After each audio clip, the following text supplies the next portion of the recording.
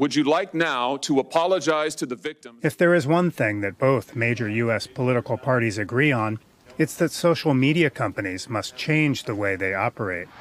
And whoever wins the White House is likely to pursue that goal.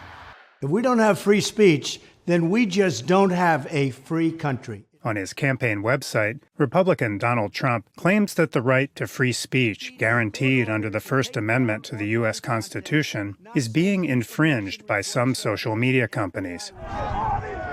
After the January 6th attack on the U.S. Capitol, Trump himself was temporarily banned from posting on some sites. Upon my inauguration as president, I will ask Congress to send a bill to my desk revising Section 230 to get big online platforms out of censorship business.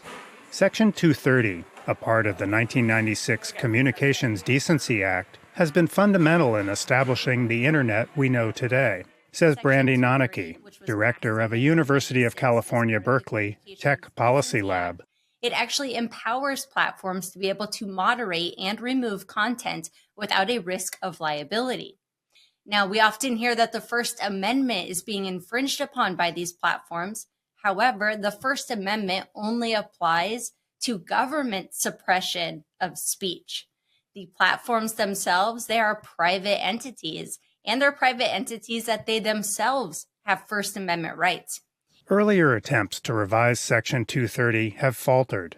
After Trump's accounts were banned in 2021, Florida and Texas, two states with majority Republican electorates, both passed laws limiting the ability of social media companies to police political speech on their sites. But these laws were put on hold this year when the U.S. Supreme Court ruled that media companies have the right to make editorial decisions free from government interference. It was a breeding ground for hate speech against Rohingya refugees. Politicians from Kamala Harris's Democratic Party often accuse social media companies of allowing too much harmful speech on their platforms. In 2022, Vice President Harris launched a White House task force to address the problem, in this recording by C-SPAN. Hate has become so common on the internet that as a society, it's kind of becoming normalized. And for users, some might say, unavoidable. For now, social media companies' right to control content on their sites remains in place.